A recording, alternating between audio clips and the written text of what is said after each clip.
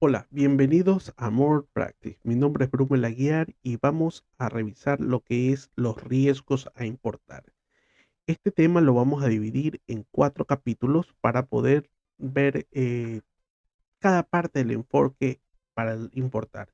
En este caso, al producto, al capital, al desarrollo y al control.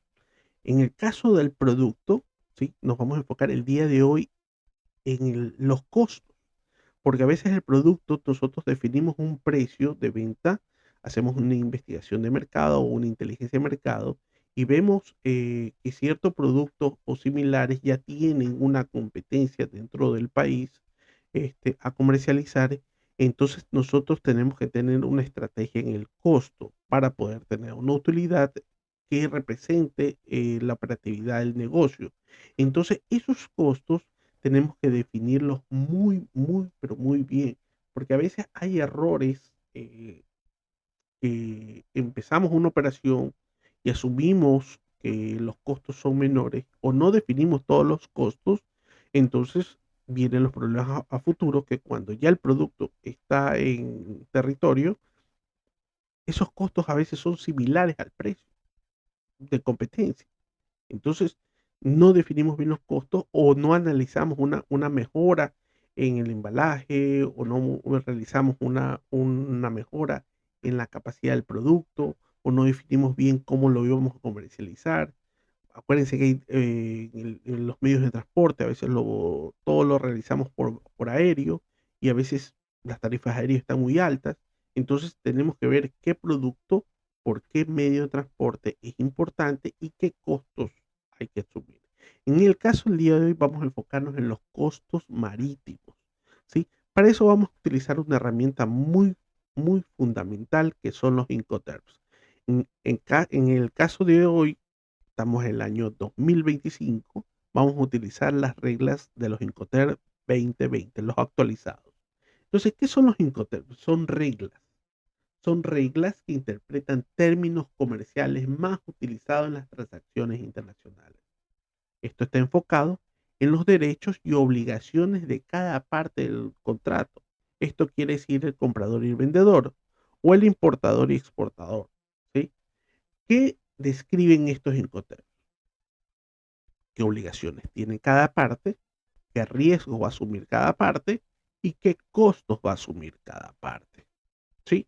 Entonces, al momento de decimos qué costos, vamos a definir el alcance del precio, en qué momento y dónde se produce la transferencia del riesgo sobre la mercadería del vendedor hacia el vendedor, ¿sí? En lugar de entrega de las mercancías, ¿sí? ¿Quién contrata y quién paga el transporte? ¿Quién contrata y quién paga el seguro? ¿Y qué documentos tramita cada parte? Para eso, nosotros vamos a utilizar este, estas categorías.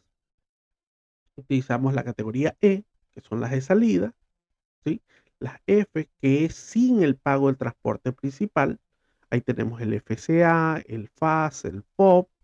En las categorías con el transporte principal, ¿sí? El CFR, el CIF, en caso marítimo y polivalentes tenemos el CPT y el CIP. Y los de llegada, los DAP, los DPU y los DDP, ¿sí? Entonces, en la cadena logística, nosotros definimos un todo. Hay veces que se enfocan mucho en el tema de exportaciones o en el tema de importaciones. Pero la importación y exportación es parte de una misma cadena logística. Es una operación donde hay dos partes. Entonces ahí definimos, en el caso del importador o el exportador, dónde va a haber la transferencia. Pero como vamos a enfocarnos en los costos, ¿sí? Vamos a ver en el caso del export, ¿sí? Es el precio de fábrica o de almacén o lugar donde se lo designe entregar. Pero ese producto es un PVP nacional. O sea, la mercadería no está preparada, no está embalada para exportaciones. Entonces, para eso para llevarla al puerto hay que asumir ciertos costos, ¿sí? ¿Qué costos? Ahí tenemos los costos de empaque, los costos portuarios y los costos operativos, ¿sí? En los costos de embalaje, nosotros tenemos que tener todo lo que es el embalaje, el empaque, el paletizado, el retiro del contenedor, la contenerización.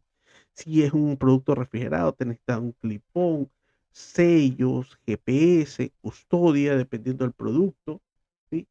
En el caso de los costos portuarios, hay que tomar en cuenta qué costos tramita, mejor dicho, qué costo tiene cada puerto, porque es muy diferente un costo que quede cercano a una bahía, otro un puerto que quede cercano a orillas del mar. Entonces ahí tenemos diferentes tarifarios. Entonces ahí tenemos la recepción, el porteo, el pesaje. Ahora que se está implementando nuevas tecnologías como los escáneres, si es un refrigerado, la conexión, la energía y el almacenaje. La mayoría de los puertos dan un tiempo libre de 4 a 5 días, dependiendo del mercado. En el Ecuador, por lo general, son 4 días promedio de almacenaje libre. Entonces, tú más o menos ya coordinas cuando ingresa el contenedor antes de la llegada de la nave, ¿sí? En los costos portuarios especiales, ¿sí? Si necesitas un aforo una inspección antes de salida, ¿sí? En el Ecuador se utiliza mucho el tema de la inspección, hay que tener en cuenta para que la mercadería no esté contaminada, ¿sí? Sellos, y el handling y lo manipuleo de los contenedores, etcétera. Ahí puede estar de pronto estas nuevas tecnologías como los GPS, que son aparatos que van dentro del contenedor, que son del porte de un celular. Entonces ven cambios de temperatura, ingreso de luz, entonces saben por dónde está y qué pasó. Entonces de pronto tu contenedor ingresó al puerto y dentro del puerto lo abrieron. Entonces ya tiene fecha y hora cuando lo abrieron. ¿Y por qué lo abrieron? Si fue autorizado por una autoridad de control, policía, la aduana, tiene que estar informado. Si no hubo eso, sí, atento, comunicar a las autoridades. Entonces, ahí hay unos costos operativos que también tenemos que tomar en cuenta. En el caso de toda la operación, sí, yo siempre recomiendo, aunque la ley actualmente no lo requiere, un agente de aduana. El agente de aduana sí es importante porque de pronto, si tú tienes una organización muy grande, puedes tener dentro de tu equipo alguien que maneje toda la parte de logística aduanera, pero siempre un agente de aduana es el que está más al tanto de todos los cambios, procedimientos dentro de la aduana. Entonces siempre es importante tener un agente de aduana para el tema de exportaciones. Ahí tenemos la custodia. En el caso de certificados sanitarios, en el caso agrícola, fitosanitario, si es producto acuícola y fitosanitario, y si son animales, de los zoosanitarios.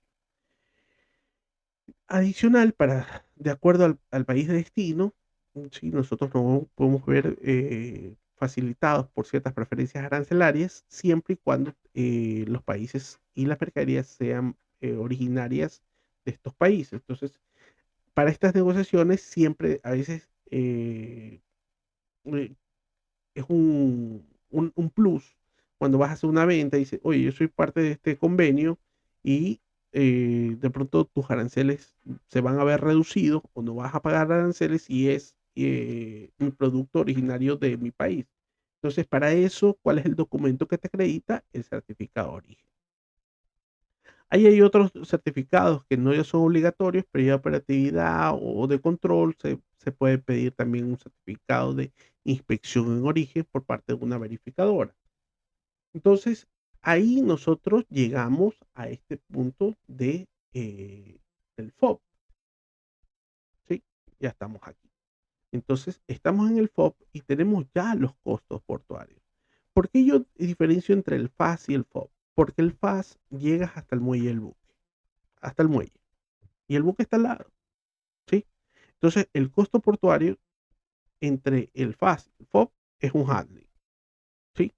Pero ¿qué pasa si de pronto subió el contenedor y el contenedor no te lo habían inspeccionado y lo descargan y otra vez vuelve a estar y el contenedor se rolea, lo que se llama?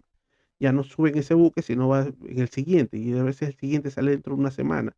Entonces se duplican ciertos costos, ¿sí? Al menos almacenaje.